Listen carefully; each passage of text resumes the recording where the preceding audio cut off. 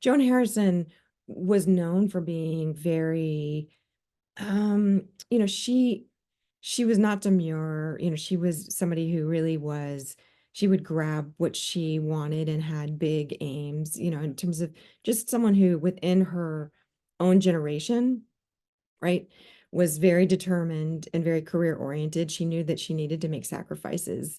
Obviously, she left behind her family, right? Her parents and her sister, and her homeland, her country during wartime, and came to a new country and a new community of artists. Um, and so she was ready, I think, to fight whatever battles and struggles she needed to fight in order to make the movies that she wanted to make. She had a very strong vision, right? And a very strong sense of her own artistic freedom. And she would talk about this in the press in terms of wanting to be able to make the movies that she wanted to make and not be kind of held back by either the studios or her superiors or by the censors. And I think that this is important because a lot of times she would either find herself having to leave a studio if she was constrained, and she would be willing to walk away, walk out on a project.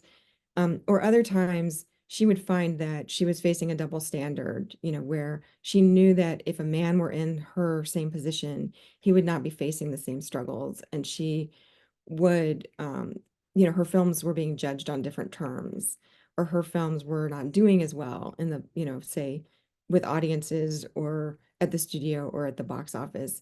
And so if she wouldn't, for example, be allowed or be given the same chances if a film failed, you know, because she was a woman, she wouldn't be given the next chance, or she'd have to kind of bump over to another studio.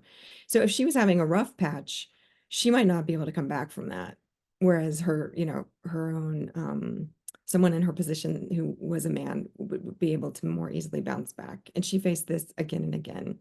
And I think that double standard is something to be aware of because just in terms of thinking about women's history, this can affect, um, you know, this ends up essentially obscuring some women's contributions and probably ends up invisibilizing women in ways that we need to take account, you know, kind of account for.